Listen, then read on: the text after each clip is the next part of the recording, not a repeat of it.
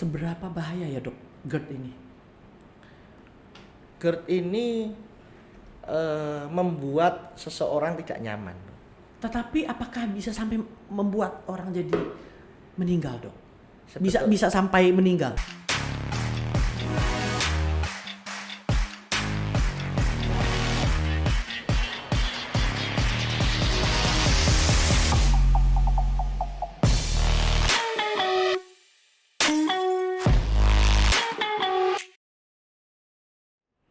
Halo sahabat Siloam, ketemu lagi dengan saya Kiki. Saat ini kita kedatangan dokter muda, ganteng, terus humoris, energik, dan caringnya luar biasa terhadap pasien.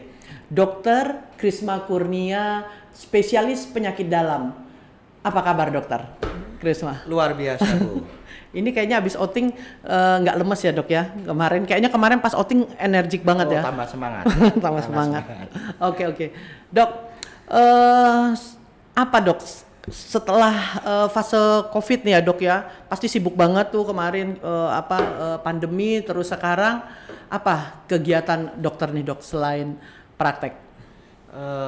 Selain praktek, biasanya saya kegiatan olahraga, kegiatan aktivitas sehari-hari, gitu, Ya. seperti itu.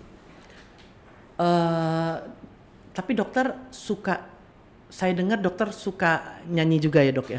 Ya nyanyi walaupun suaranya nggak bagus.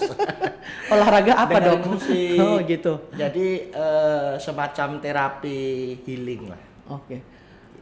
Dok, dulu dokter kuliah di Jogja atau di mana dok?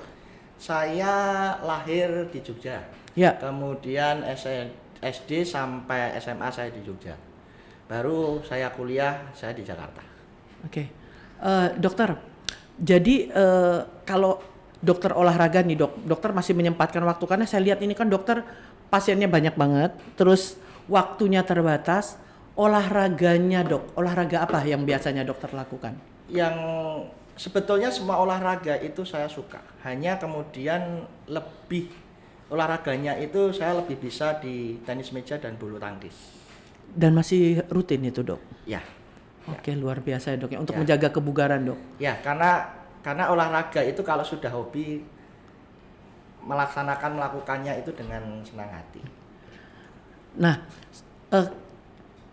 tradisi Imlek nih dok, saat ini kan kita sedang ada perayaan Imlek. Biasanya dokter apa dok, apa kegiatan pada saat Imlek seperti Ya, sekarang ini? setiap tahun keluarga besar kami pasti merayakan Imlek.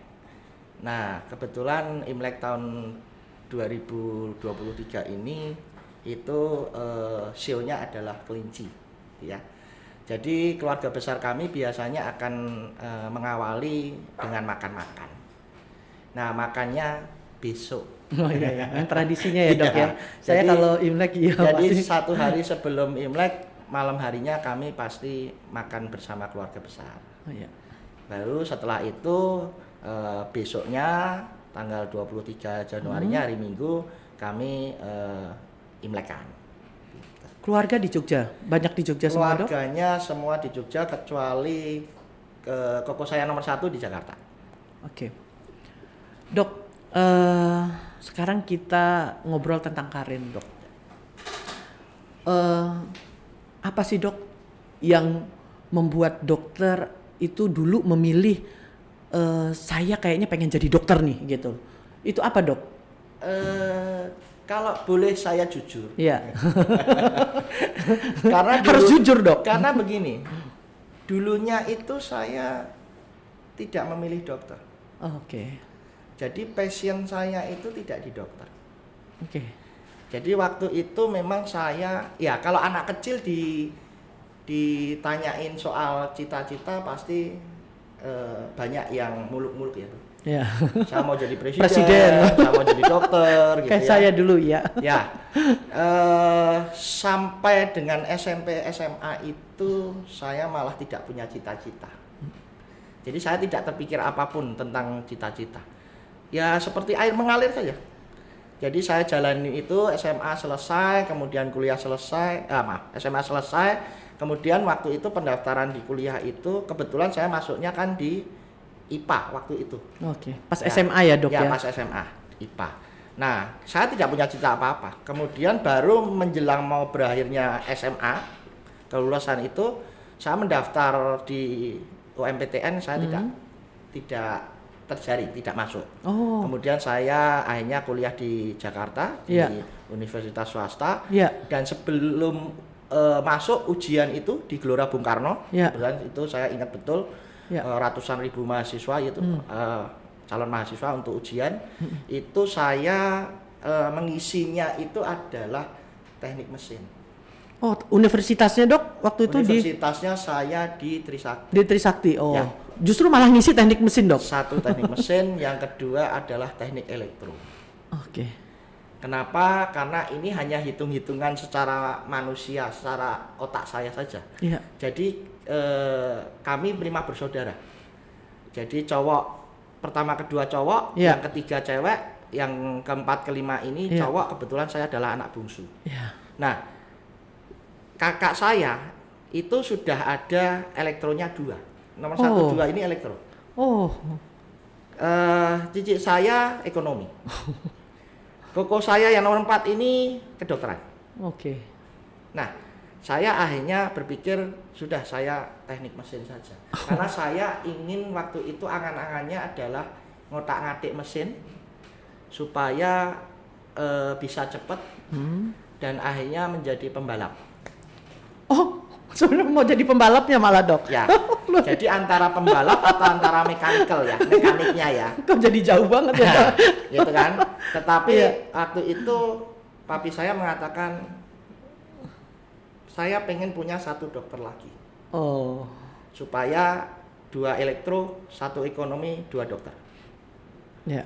Dan disitulah saya baru mengerti sekarang bahwa doa atau titipan pesan orang tua sebelum berangkat ke kota lain Iya. itu sangat manjur, sangat mujarab, sangat luar biasa. Iya, iya. Jadi berpesan, papi inginnya kamu jadi dokter. Saya iyakan, Oh. saya iyakan. Saya berangkat, saya nulisnya bukan kedokteran. Tadi Saya nulisnya teknik tetap mesin dan teknik elektro. Oke, oke. Jadi artinya itulah bentuk kenakalan kecil saya waktu itu dengan mengiyakan orang tua, tetapi saya menulisnya tidak kedokteran. Iya. Gitu ya. Terus akhirnya pilihan saya sampai di sana, saya berpikir akhirnya saya elektro nggak jadi, saya tulis teknik mesin dan kedokteran. Oh, oke. Gitu ya. Setelah ujian selesai, pengumuman keluar, saya langsung cari di papan pengumuman di teknik mesin, tidak ada nama saya. Oh. Tidak ada, sama sekali tidak ada. Akhirnya di pilihan kedua saya cari agak lama, saya sudah was-was nih. Wah, bakalan nggak keterima nih. Karena waktu itu koko saya nomor 4 ini kebetulan di Universitas Trisakti juga, Fakultas Kedokterannya. Dia nungguin, akhirnya begitu keluar saya ditanya, bisa nggak? Saya bilang bisa, jawabnya. Dari 100 soal saya tidak jawab 20. Dari 100 soal, 100 soal, 20 soal saya tidak jawab. tapi 80 terjawab ya, Dok ya. Terjawab. Nah, makanya kemudian koko saya nomor 4 ini dia bilang, sudah pulang kampung saja. Kamu nggak bakalan keterima. Kamu nggak mikir. Ini bukan UMPTN. Jadi Ya. kalau salah tidak di minus.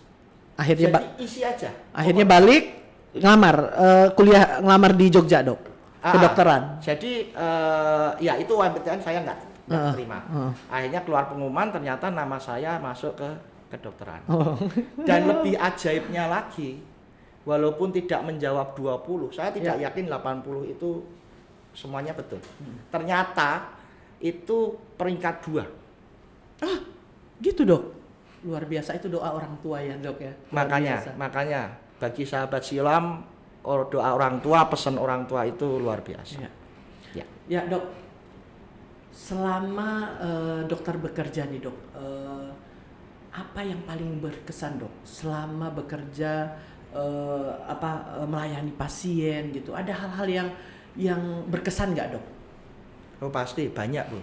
Jadi Yang paling, Dok, yang paling berkesan dan menyentuh gitu loh hati dokter. Ya, passion untuk menjadi dokter ini yang saya suka. Jadi Ya. setelah saya masuk ke dalam kedokteran ini, jadi saya bisa merasakan yang paling berkesan itu adalah dikala pasien ini sembuh. Oh, ya. Ya, Itu ya dok, ya. luar biasa. Di Ya. saat pasien ini sembuh, dan itu bukan karena kemampuan atau kehebatan saya sebagai seorang dokter, tidak. Ya. Tetapi saya memahami bahwa saya adalah perpanjangan tangan Tuhan. Ya. Jadi kalau di kami sebenarnya Tuhan itu adalah tabib ajaib gitu ya. Ya. Jadi yang menyembuhkan itu adalah sebetulnya Tuhan. Tetapi yang mengobati adalah kami. Ya. Seperti itu. Jadi itu tidak bisa diukur dengan nilai apapun. Iya. Kesembuhan Ketika seorang melihat pasien. pasien sakit ya dok, terus pulang mereka bisa sembuh, tertawa lagi Ya. bareng keluarga ya. Itu yang sangat berkesan. Ya. Dok, kenapa dok milihnya penyakit dalam? Atau memang ada sesuatu atau ada pengalaman atau ada apa yang membuat kayaknya oh saya pilih penyakit dalam aja, atau memang ya udah dia apa aja gitu loh, asal spesialis gitu. Ya, kalau yang terakhir seperti yang Bu Kiki sampaikan itu biasanya bagi orang-orang yang sudah mepet usianya di 35. Jadi kalau sudah mepet di 35 itu biasanya langsung apa aja lah gitu ya. Iya. Tapi waktu itu saya mendaftar untuk program spesialisasi itu saya usianya di 32 Oke. gitu ya. Dan penyakit dalam itu kembali lagi perjalanan saya ini menurut saya juga sangat aneh gitu. Ya. Saya baru menyadari bahwa saya tidak memilih untuk satu, awalnya saya tidak mau ingin jadi dokter dan itu hanya harapan orang tua. Yang kedua adalah saya tidak memilih penyakit dalam. Awalnya saya memilih Kopskin, kebidanan kandungan. Ya. Jadi pilihan satu Opskin, pilihan dua adalah bedah. Oke. Karena saya melihat pada saat kepanitraan klinik, pada saat koas, saya ditempatkan di rumah sakit yang skills tangan saya hebat. Oke. Jadi saya dapat di bedahnya Rumah Sakit Umum Daerah Koja. Dan di saat itu saya memang meminta kalau jaga malam itu Sabtu Minggu. Ya. Karena pasti akan terjadi bentrok. Malam Minggu itu pasti banyak orang mabuk, Ya. banyak preman dengan preman dengan polisi begitu ya. Dan itu modelnya adalah tikam menikam dan kita skillnya sangat bagus. Ya. Opskin saya dapat di Rumah Sakit Fatmawati Jakarta Selatan. Ya. Dan itu sangat hebat sekali. Jadi skill saya hebatnya adalah di tangan. Jadi otak itu tidak terlalu kuat saya. Tetapi ternyata digeser. Oh gitu. Jadi pergeseran itu bukan karena keinginan saya. Keinginan Ya. saya tetap sebidanan kandungan atau bedah. Ya. Ternyata memang ini pengaruh dari yang di atas. Akhirnya saya hanya punya kesempatan di penyakit dalam. Oh. Saya tidak punya pilihan lain. Ambil atau tidak. Jadi waktu itu hanya ditawarin dua. Kamu mau ambil program spesialis penyakit dalam atau kejiwaan atau ilmu jiwa. Iya. Jadi take it or leave it. Penyakit dalam atau Atau jiwa. kejiwaan. Karena saya berangkat dari rumah sakit jiwa. Oh. Jadi iya. saya- waktu S1-nya ya, Dok ya? Jadi saya Iya, setelah iya. selesai dari Jakarta, saya kembali ke Jogja. Karena saya adalah asli Jogja, saya kembali ke Jogja. Kemudian saya bekerja diterimanya di rumah sakit jiwa. Iya. Di situ tidak ada pilihan mengenakan. Jadi pada saat ada, dan ini kebetulan ada program beasiswa. Iya. Program beasiswa ini yang dari pemerintah ini mengatakan kamu mau jiwa atau mau penyakit dalam. Dan itu saya menunggu momen seperti itu 5 tahun. Oke. Jadi saya mendapatkan kesempatan itu 5 tahun. Iya.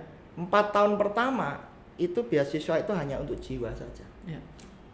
Dan saya berpikir sepertinya saya enggak ada passion ke sana, enggak serap nih. Akhirnya Iya. saya menunggu. Akhirnya saya suatu saat berpikir saya memberikan kesempatan sampai 3-4 kali. Apabila 3-4 kali Tuhan tidak izinkan, berarti saya akan dokter umum. Iya. Dan saya sudah siapkan planning tuh, rencana.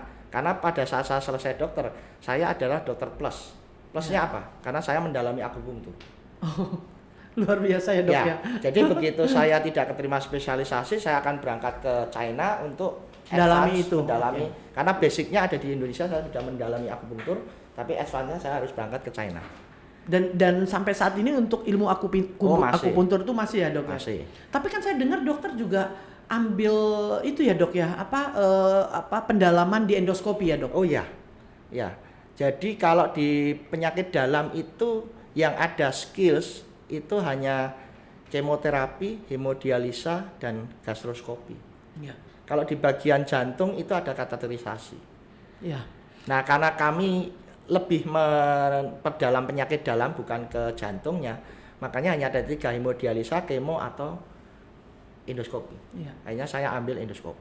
Iya, karena beberapa rekanan teman-teman saya itu ketika saya arahkan mereka melakukan endoskopi dengan dokter dan mereka sangat puas sekali sih dok. Dan saya melihat di Siloam Jogja saat ini endoskopi sangat berkembang sekali dok. Nah, Ya. harapan dan planning dokter nih untuk endoskopi nih dok di Siloam Jogja ini apa dok? Harapan saya Dan rencana dok, kira-kira ada planning apa untuk dari dokter sendiri atau mungkin nanti akan ada pendidikan atau apa gitu dok? ya, ini adalah tahun terakhir saya untuk mengambil subspesialis, Ya. gitu ya. Subspesialis berarti saya harus mengambil KGIH, Oh iya. konsultan gastroenterohepatologi, Iya. karena terkait dengan endoskopinya, Iya. gitu ya. Kalau saya ngambil misalnya konsultan ginjal hipertensi, ya saya harus hemodialisa dulu. Iya. Nah, jadi saya condongnya adalah ke gastroenterohepatologi. Nah, ini tahun terakhir. Saya masih maju mundur apakah akan subspesialis atau tidak. Ya. Tetapi harapan saya adalah sebetulnya saya ingin Siloam Jogja Ya. ini menjadi pusat endoskopinya. Ya. Termasuk kemarin sempat saya sampaikan ke Bu Kiki masalah IBD Center. Oh iya, Ya waktu kan? itu dokter, Ya. sewaktu dokter habis dari training di Singapura, Ya, ya. ya, itu keren sekali, itu bagus sekali. Ya. Dan hal tersebut sangat memungkinkan dok ya dalam waktu dekat kita akan kembangkan dan lakukan ya dok. Ya, rencana saya di sini sih di Siloam Jogja ada pusat endoskopi. Ya. Dan Makanya, itu tidak lama lagi dok. Ya. After ini kita akan intens komunikasi ya, dok. saya sedang pendekatan mungkin dengan Dr. Catherine sebagai konsultan Ya. kami, Ya. konsultan gastroenterohepatologi. Apakah beliau berkenan atau tidak nanti Ya. kami akan. Oke, terima kasih ya dok ya. Sama-sama.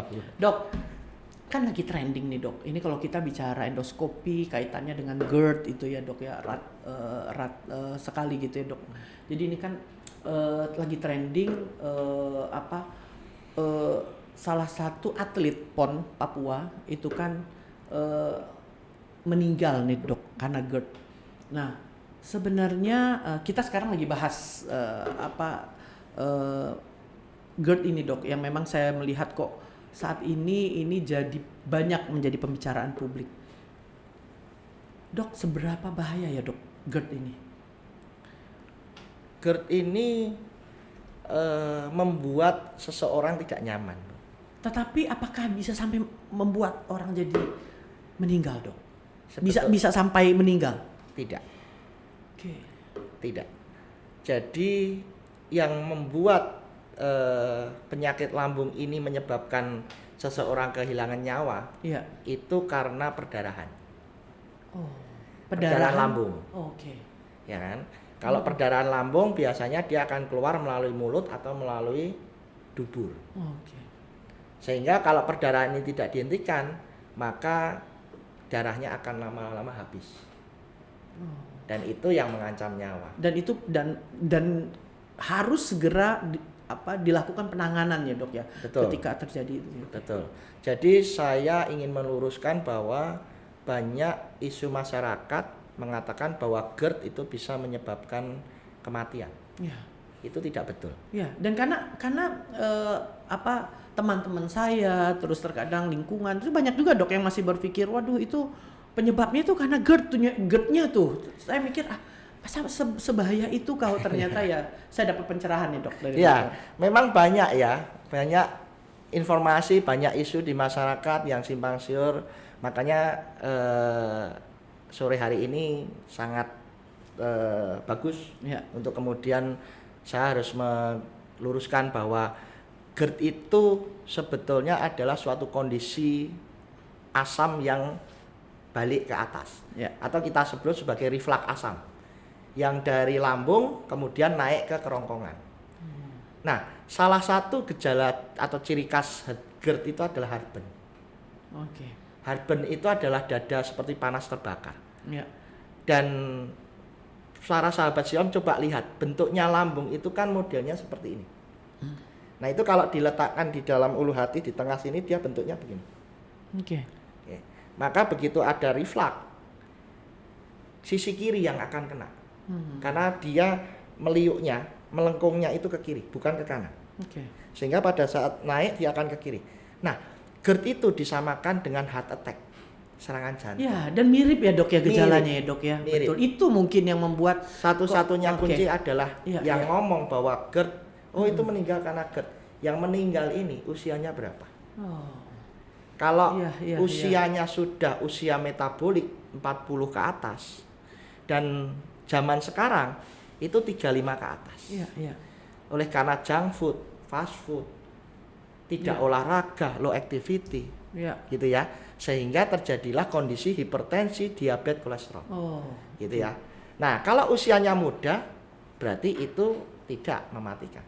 Oke. Tapi kalau usianya itu tua, 40 ke atas atau Hmm. 50 ke atas, berarti kemungkinan besarnya adalah karena jantung. Oh. Oke. Dok. Nah, Iya. jantung itu harus dilihat dari rekamannya. Hmm. Makanya kalau orang mengatakan, oh saya chest pain nih, Hmm. dan itu selalu kiri gitu. Kalau chest pain-nya kanan biasanya orang tidak akan terlalu cemas. Iya. Saya chest pain-nya kiri. Kiri. Iya. Nah itu membedakannya hanya dengan EKG, rekam Ya, jantung. dan harus segera diperiksa ya dok ya, sebenarnya. begitu rekam jantungnya normal berarti itu GERD. Begitu rekam jantungnya tidak normal berarti itu jantung. Oke. Gitu kan? Karena orang akhirnya jadi nggak waspada ya dok ya. Ya. Karena dipikir gini, oh ini saya kena asam lambung nih, gitu. Ya. Padahal bisa jadi ada indikasi Betul. indikasi lainnya. Ya. Dok, apakah dok GERD ini juga ada kaitannya dengan stres dok? Karena sekarang kan era sekarang ya dok ya, stres apa gitu. Stres itu menaikkan jumlah asam Ya. dan meningkatkan keasaman lambung. Jadi hubungannya sangat erat antara stres dengan asam lambung.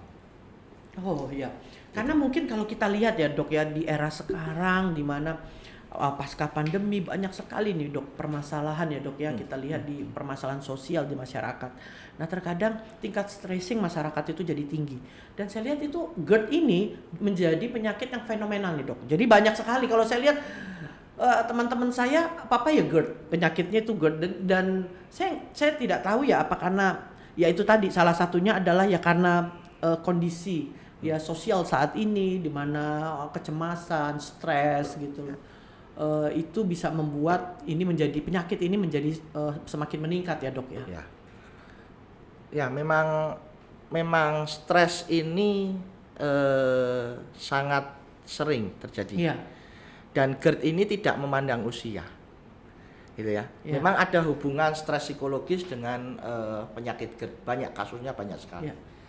Makanya kita harus pinter-pinter mengelola stres ini, Ya. supaya tidak terjadi kasus-kasus tidak cuma GERD, tetapi ya meningkatnya asam lambung. Oke. Ya. Dok, ini kan saya sering mendapatkan testimoni nih dok, testimoni dari pasien-pasien yang bilang kalau periksa ke dokter Krisma itu mereka senang sekali karena dokter Krisma ini sering sekali kalau konsultasi itu all out dok. Jadi cerita terus menceritakan itu dengan pasien itu sangat enak, komunikasinya juga sangat lancar. Nah, dok, apa sih dok yang mendasari ya dok?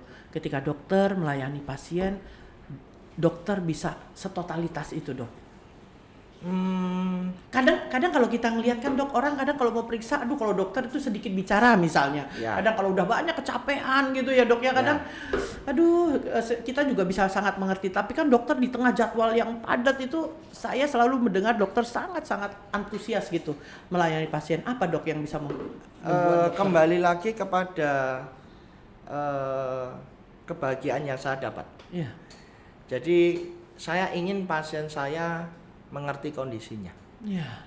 gitu ya, mengerti penyebabnya. Iya.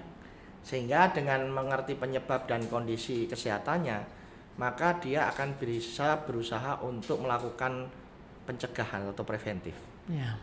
Ya, di saat penyakit ini muncul, memang ini tahapnya adalah kuratif, tahapnya pengobatan, dan itu tugas tanggung jawab kami sebagai seorang dokter. Iya. Tetapi setelah sembuh, seharusnya mereka tahu mereka harus melakukan apa. Oleh sebab itu, maka itu yang mendorong saya untuk kemudian saya perlu edukasi nih.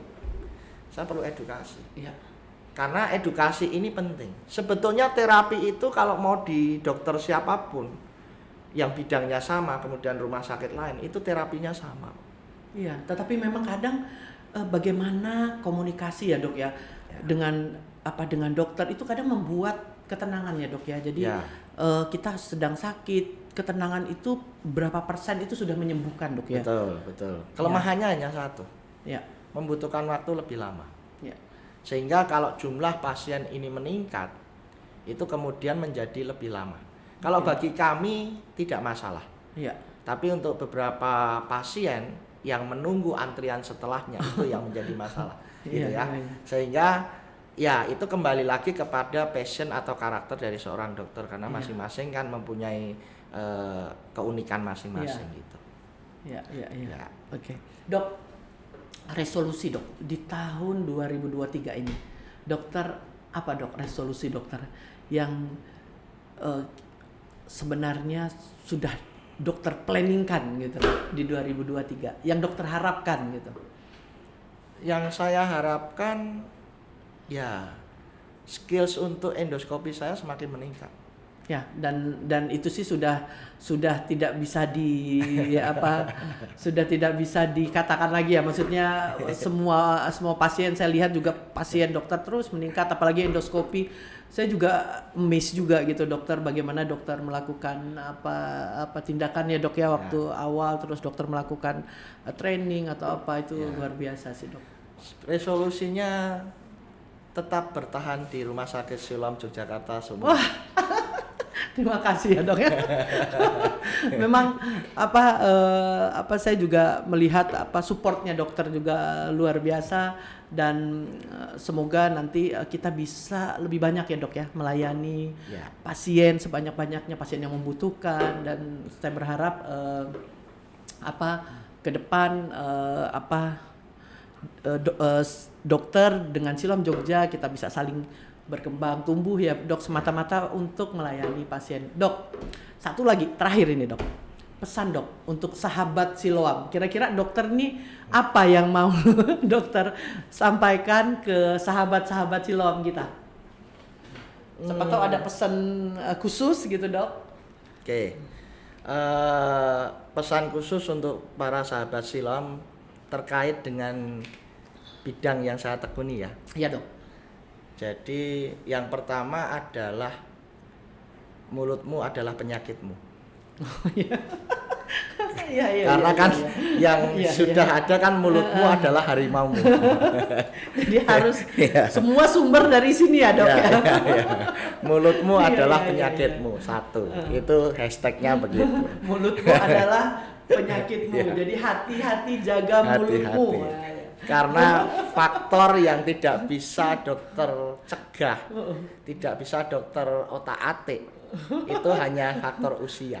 Iya. Gitu ya. Tapi apa yang masuk di mulut itu bisa kita jaga ya dok ya. Iya. Walaupun itu berat dan itu stres, kembali lagi stres, gitu ya. Iya. Nah, jadi itu yang pertama. Yang kedua adalah jagalah kesehatan saluran pencernaan. Nah, itu dia dok. kondisi sekarang dok, makanan nggak karuan-karuan ya dok ya. Ya. Makan di luar itu sekarang bentuk dan jenisnya bermacam-macam. Ya. Bahaya juga ya dok ya Bahaya kalau nggak juga. dijaga. Ya. Oke. Seperti itu. Oke, Dokter Krisma, terima kasih banyak dokter Terima sudah kasih, datang ke Bu sini, sudah sharing dengan kita cerita pengalaman. Kita berharap ya sahabat-sahabat Siloam juga berharap dokter bisa terus sehat, terus bisa terus melayani ya dok ya, melayani sebanyak-banyaknya orang yang membutuhkan, dan Siloam Jogja akan support dok, support apapun yang nanti dokter butuhkan untuk bisa melayani pasien-pasien di Rumah Sakit Siloam Jogja dokter. Terima kasih dokter, terima kasih.